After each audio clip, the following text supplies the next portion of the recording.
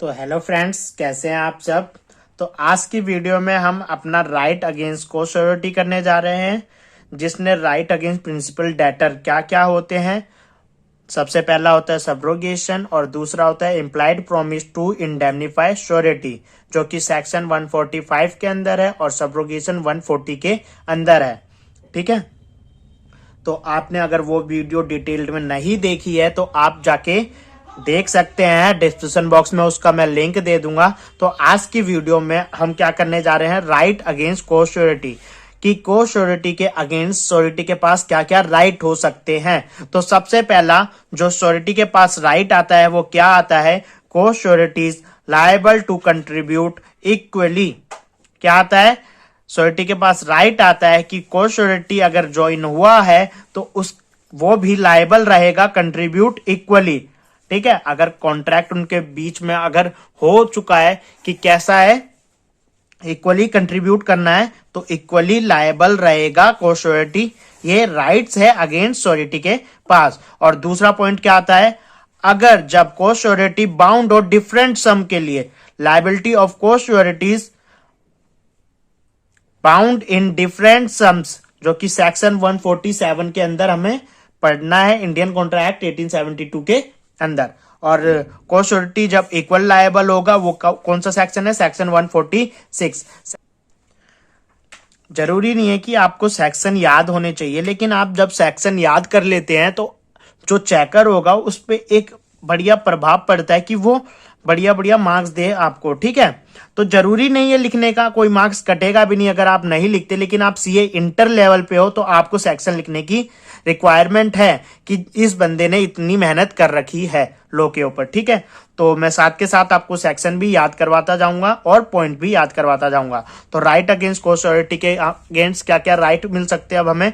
सबसे पहला पॉइंट है कि लायबल हो सकता है, वो इक्वली लायबल हो सकता है, या तो वो डिफरेंट सम के लिए क्या है बाउंड है तो वो उसके लिए लायबल रहेगा। लेकिन इसके अंदर थोड़ा ज्यादा कॉन्सेप्ट है इसके अंदर, तो मैं आपको वो एक्सप्लेन करूंगा अच्छी तरह, आपको कुछ दिक्कत नहीं होनी चाहिए। ठीक है, तो सबसे पहला हम क्या करेंगे, co surety liable to contribute equally. जब वो लायबल है किसके लिए, इक्वली के लिए, तो यहां पे क्या है, equality of burden is the basis of co surety shift. ठीक है, co surety equally burden shift करेगा। In case contrary agreed both have to pay equally to the whole debt और part left by principal debtor. मतलब यहां पे इन्होंने contract कर रखा हो, एग्रीड कॉन्ट्रैक्ट हो यहाँ पे पहली, कि दोनों क्या इक्वली क्या करेंगे, इक्वली होल डेट को क्या करेंगे, सेटलमेंट करेंगे अगर जब प्रिंसिपल डेटर डिफॉल्ट हो जाता है तो। अब इसका हम यहाँ पे केस ले लेते हैं एक। यहाँ पे आज की वीडियो में हम क्या करने जा रहे हैं, हम करने जा रहे हैं राइट ऑफ श्योरिटी अगेंस्ट को श्योरिटी। को श्योरिटी के अगेंस्ट क्या क्या हमारे श्योरिटी के पास राइट होते हैं। तो कौन कौन से राइट होते हैं, दो राइट होते हैं, या तो co surety liable to contribute equally, क्या करे, इक्वली कंट्रीब्यूट करे, या तो co surety liable to different sum, different sum के लिए। तो ये सेक्शन हमारा किस में आता है, ये सेक्शन 146 के अंदर आता है, और ये सेक्शन आता है हमारा किसके अंदर, सेक्शन 147 के अंदर कवर्ड है। ठीक है, तो अब हम देखने वाले हैं co surety liable to contribute equally. ठीक है, इस केस में मान लेते हैं हम क्या, इस केस में हम मान लेते हैं कि एक ए है और एक बी है। ठीक है, एक सी है और एक डी है। ठीक है, एक ए है, एक बी है, एक सी है और एक डी है। ठीक है, यहाँ पे हमारा कौन क्या क्या है आपको पता ही होगा, बी हमारा यहाँ पे क्या है, क्रेडिटर है, और ए हमारा यहाँ पे प्रिंसिपल डेटर है, सी हमारा यहाँ पे श्योरिटी है, और डी हमारा को श्योरिटी है। ठीक है, अब इन दोनों के बीच में क्या हो रखा है, कॉन्ट्रैक्ट हो रखा है। यहाँ पे प्रिंसिपल डेटर जो कि क्रेडिटर से कितने रुपए ले रखे उसने, मान लेते हैं 20,000 रुपए किसने ले रखे हैं, ए ने, जो कि क्या है प्रिंसिपल डेटर है, किससे ले रखे हैं, बी से, जो कि क्या है क्रेडिटर है।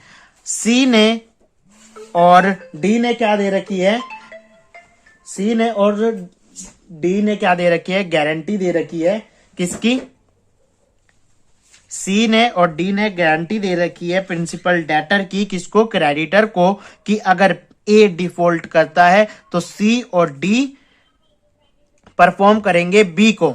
लेकिन कैसे परफॉर्म करेंगे ये, इन्होंने पहली कॉन्ट्रैक्ट कर रखा था सी और डी ने, कि अगर प्रिंसिपल डेटर क्या हो जाता है, इन दोनों ने आपस में क्या कर रखा है, कॉन्ट्रैक्ट कर रखा है कि सी और डी परफॉर्म करेंगे किसको, बी को। अगर ए क्या हो जाता है, ए हो जाता है डिफॉल्ट, तब तो उस केस में सी और डी के बीच में जो कॉन्ट्रैक्ट हुआ है, अगर वो इक्वली हुआ हो तो इक्वल लायबल रहेंगे। यानी सी कितने के लिए लायबल रहेगा, यहाँ पे 10,000 अमाउंट के लिए लायबल रहेगा, और डी भी 10,000 के लिए लायबल रहेगा बी को देने के लिए। कब, जब हमारा ये क्या कर जाता है, डिफॉल्ट कर जाता है, तब हमारा सी और डी दोनों लायबल रहेंगे इक्वली अमाउंट के लिए बी को परफॉर्म करने के लिए। तो 10,000 रुपीज कौन देगा, सी देगा, और डी कितने देगा, 10,000 रुपए देगा। ये श्योरिटी पे राइट है कि सारा डेट सी नहीं चुकाएगा, श्योरिटी नहीं चुकाएगा। अगर को श्योरिटी है उस केस में दोनों इक्वली क्या करेंगे, परफॉर्म करेंगे, अगर कॉन्ट्रैक्ट इक्वली का हुआ हो तो।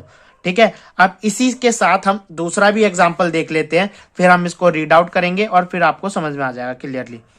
अब मान लो यहाँ पे को श्योरिटी लायबल है टू डिफरेंट सम के लिए, डिफरेंट सम के लिए क्या है, लायबल है। यहां पे भी मान लो सेम, जैसे कि यहां पे ए है, बी है, सी है, डी है और ई है, सी है, डी है और ई है, यहाँ पे ए है और यहाँ पे बी है। अब यहाँ पे जो ये बी है ये क्रेडिटर है, और ए हमारा प्रिंसिपल डेटर है, और ये श्योरिटी है, और ये दोनों क्या है, हमारे को श्योरिटी है। क्या है, को श्योरिटी है। कौन, डी और ई। ठीक है, ए ने बी से कितने रुपए लिए, 30,000 रुपीज लिए। ठीक है, अगर ए डिफॉल्ट हो जाता है तो कौन पे करेगा, श्योरिटी पे करेगा। अगर को श्योरिटी है तो को श्योरिटी भी क्या करेगा, यहाँ पे करेगा। ठीक है, लेकिन यहां पे तो इक्वली अमाउंट के लिए इन तीनों ने आपस में क्या कर रखा था, इन दोनों ने आपस में कॉन्ट्रैक्ट कर रखा था इक्वली अमाउंट के लिए। अगर ए डिफॉल्ट हो जाता है तो हम दोनों आधे आधे क्या करेंगे, परफॉर्म करेंगे ए के डिफॉल्ट या जो डेट है उसको। लेकिन यहां पे इन्होंने डिफरेंट सम के लिए, यहां पे डी ने क्या कहा, डी ने कॉन्ट्रैक्ट जब हो रहा था इन तीनों के बीच में जब कॉन्ट्रैक्ट हो रहा था तो डी ने क्या बोला कि अगर ए डिफॉल्ट करता है तो मैं 5,000 रुपए के लिए लायबल रहूंगा। ठीक है, और ई क्या बोलता है कि मैं अगर ए डिफॉल्ट हो जाता है तो मैं कितने के अमाउंट के लिए वो रहूंगा, 12,000 अमाउंट के लिए क्या रहूंगा, 12,000 अमाउंट के लिए मैं लायबल रहूंगा, बस इससे ज्यादा लायबल नहीं रहूंगा। ठीक है, और बाकी श्योरिटी तो हमारा गारंटी दी होती है ए की, तो ये तो परफॉर्म करेगा ही करेगा। इन्होंने अपनी मतलब सम को क्या कर दिया, डिफाइन कर दिया कि इतने सम के लिए लायबल रहेंगे, इतने सम के लिए लायबल रहेंगे, बाकी सम के लिए लायबल नहीं रहेंगे। ठीक है, अब इस क्वेश्चन में अगर आप ये मान लें, इन्होंने क्या दे रखी थी, बी को गारंटी दे रखी थी मान लो जो 30,000 है वो पहले, सबसे पहले हमें क्या करना है, इक्वली बांटना है इनके में। तो सी डी ई दोनों तीनों कितने कितने के लिए लायबल रहेंगे, 10,000 के लिए लायबल रहेंगे इक्वली केस में। इक्वल केस में ये 10,000 के लिए लायबल रहते, लेकिन यहां पे भी हम सबसे पहले इक्वल अमाउंट में क्या करेंगे, बांटेंगे। उसके बाद हम क्या करेंगे कि अच्छा डी, तो 5,000 के लिए लायबल हो तो 5,000 तुम दोगे, बाकी के 5,000, बाकी के 5,000 कौन देगा, बाकी के 5,000 इन दोनों में क्या हो जाएंगे, डिस्ट्रीब्यूट हो जाएंगे। ठीक है, लेकिन जो ई है उसको 10,000 देने हैं, 10,000 देने हैं, लेकिन यहां पे क्या आ रहा है, 12,000 आ रहा है। ठीक है, कितना अमाउंट आ रहा है यहाँ पे, 12,000 के लिए लायबल था और अभी कितना देना है उसको, 10,000 देना है। जो ये 5,000 है वो किसमें डिस्ट्रीब्यूट हो जाएगा, वो श्योरिटी और को श्योरिटी जो कि ई है इनमें डिस्ट्रीब्यूट हो जाएगा। तो इसको 2,500 देने पड़ेंगे और इसको भी 2,500 देने पड़ेंगे। और तो ई का टोटल अमाउंट कितना हो गया, 12,500। लेकिन वो लायबल किसके लिए है, वो लायबल 12,000 के लिए है, तो वो 12,000 ही देगा। बाकी के 500 कौन देगा, बाकी के 500 श्योरिटी ही पे करेगा। ठीक है, बात को समझ में आई, इसको अच्छी तरह समझना पड़ेगा। अगर आपको समझना होगा ना तो इसको अच्छी तरह समझिए। यहाँ पे ए है जिसने 30,000 रुपए लिए, किससे, बी से, और सी और डी ई हमारे यहाँ पे क्या है, श्योरिटी है। डी ई हमारे को श्योरिटी है, जो कि लायबल है। सिर्फ 5,000 के लिए डी लायबल है और 12,000 के लिए ई लायबल है। तो सबसे पहले हमें क्या करना है, जो डेट अमाउंट है वो तीनों में इक्वली बांटेंगे, डिस्ट्रीब्यूट करेंगे। तो हमारा कितना कितना आ रहा है, 10,000, 10,000 और 10,000 आ रहा है। लेकिन डी यहाँ पे 5,000 के लिए लायबल था, लेकिन इसका अमाउंट कितना आ रहा है, 10,000 आ रहा है। तो वो तो बोलेगा कि मैं 5,000 रुपए ही दे सकता हूं। तो बाकी के 5,000, रिमेनिंग 5,000 किस में डिस्ट्रीब्यूट हो जाएगा, श्योरिटी और ई में। सी और ई में क्या हो जाएगा, इक्वली डिस्ट्रीब्यूट हो जाएगा। तो 5,000 का आधा कितना होता है, 2,500 कौन देगा, श्योरिटी देगा, सी देगा मतलब, और 2,500 ई देगा। तो टोटल अमाउंट दोनों के क्या आते हैं, सी का 12,500 और ई का कितना आता है, 12,500। लेकिन यहां पे ई लायबल कितने अमाउंट के लिए, 12,000 के लिए लायबल है, लेकिन अमाउंट कितना हो रहा है टोटल, 12,500। तो वो भी बोलेगा कि नहीं भाई मैं तो 12,000 रुपए ही दूंगा। तो वो 12,000 रुपए दे देगा और बाकी का 500 रुपए कौन देगा, श्योरिटी देगा, जो कि कौन है हमारा, सी, जो कि मेन श्योरिटी था। क्या था ये, मेन श्योरिटी था। तो इस केस में श्योरिटी ही देगा बाकी के रिमेनिंग अमाउंट। ठीक है, यहां पे ई कितने देगा, 12,000 रुपए देगा, और डी कितने देगा, 5,000 ही देगा, और सी कितने देगा, सी का यहां पे टोटल अमाउंट कितना आ जाएगा, 10,000 तो उसको देना ही था। बाकी जो डी के हिस्से में 5,000 आ रहा था, 5,000 के लिए तो ये लायबल हो गया। 5,000 के लिए श्योरिटी और सी और ई क्या कर लेंगे, आपस में बांट लेंगे। तो 2,500 इसके हिस्से में आ गया, तो इसका टोटल अमाउंट 12,500 हो गया। और हमारा ई का भी कितना हो गया, 10,000 तो पहली था, और जब डी का रिमेनिंग बांट लिया इन्होंने तो 2,500, 12,500 इसका भी हो गया। लेकिन ई कितने अमाउंट के लिए लायबल है, ई यहां